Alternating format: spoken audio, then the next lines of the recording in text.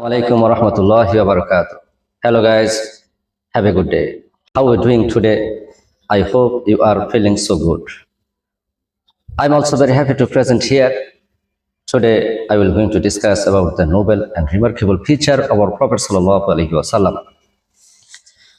As a Muslim, not only that, as a nation of Muhammad Sallallahu Alaihi Wasallam, we are so addicted to know about the feature of our Prophet Sallallahu Alaihi Wasallam. Like as how was his looking, how was his face, how was his head, how was his finger, how was his body, how was his back, how was his leg, how was his shoulder, and so many things. We are so eager to know about these things. And you guys, the companion of Prophet Sallallahu Alaihi Wasallam had narrated so many hadith on this topic. Imam Tirmidhi rahimahullah ta'ala had done a great job because he wrote individual books on these topics. Now I'm going to discuss and narrate some hadith from that books. Hadith number 2 in Shamil al-Tirmidhi, and Anas ibn Malik radhiyallahu ta'ala anhu qala kana Rasulullah sallallahu alayhi wasallam raba'atan laysa bit-tabili wala bil-qasir hasan al-jism wa kana sharuhu laysa bi-ja'din wala sabt asfar al-lawn idha masha yatakaffa. The meaning of hadith is that Anas ibn Malik radhiyallahu ta'ala anhu narrated that our Prophet sallallahu alayhi wasallam was the man of the medium stature.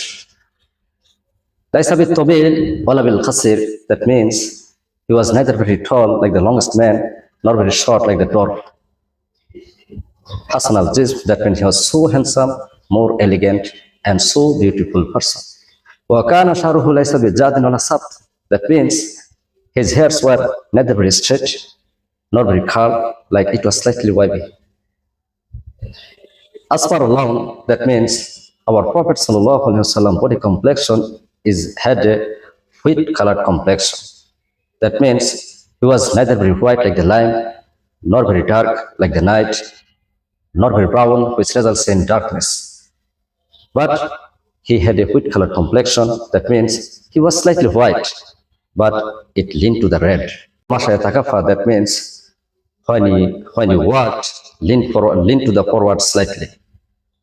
And hadith number 3 in Shama'il an Bara ibn Azim radiyallahu ta'ala anhu qala kana Rasulullah sallallahu alayhi wasallam rajulan marbu'an bu'aida ma bayna al-mankibayn azim al-jummati la shahmatu zunayhi alayhi hullatun hamra'u ma ra'aytu shay'an qattu ahsana minhu. The meaning of hadith is that Bara ibn Azim radiyallahu ta'ala anhu narrated that kana Rasulullah sallallahu alayhi wasallam rajulan marbu'an. That means our Prophet sallallahu alaihi wasallam was the man of medium build. Bu'aida ma bayna al-mankibayn, that means he had a large and wide and broad shoulders than others. Azim al-jummati la shahmatu zunayhi, that means he had dense hair which reached his arm lobes. In another hadith, it was being also narrated that lahu sha'run yadribu mankibayhi, that means he had dense hair which reached his shoulder. Alayhi hullatun hamra'u, he wore a red striped clothes, and with these clothes he was looking so remarkable and so handsome and beautiful and lovely. The narrator had to compel to say that ma ra'aytu shay'an qattu ahsana minhu, I never saw anyone like him, more handsome than him.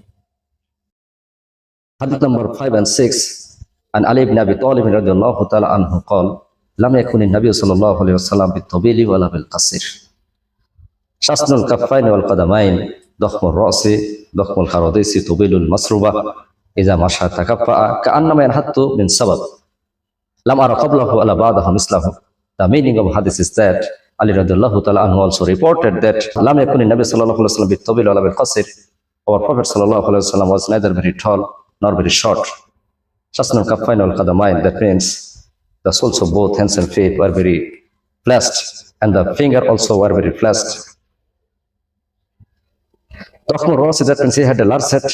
Dakhmul Kharadis, that means his joints of bones were so strength and length. Tawil al-Masruba, that means he had a thin line of hairs from chest to the navel. Ali radiyallahu ta'ala anhu also compelled to say that Lam ara qablahu wala mislahu ba'dahu. That means he is narrating that I didn't see anyone like him, neither after him nor before him. Hadith number 9 in Shama'il al-Tirmidhi, عن جابر بن سمرة رضي الله تعالى عنه قال كان رسول الله صلى الله عليه وسلم ضلي الفم أشكال العين منهوس الأكل. The meaning of hadith is that Jabir ibn Samurah radiallahu ta'ala anhu was narrating that our Prophet sallallahu alaihi wasallam had a wide mouth. Ashkal al-ayn, that means there were some red lines in the white part of his eyes. Manhus al-akib, that means he had little flesh on his heels. And the last one, hadith number 11 in Shamil al-Tirmizi, and Abi Ishaq, Sala Rajulin Bara ibn Azim radiyallahu ta'ala anhu, Akan wajhu Rasulillah sallallahu alayhi wa sallam misla sayf. Qala la, bal misla al-qamar.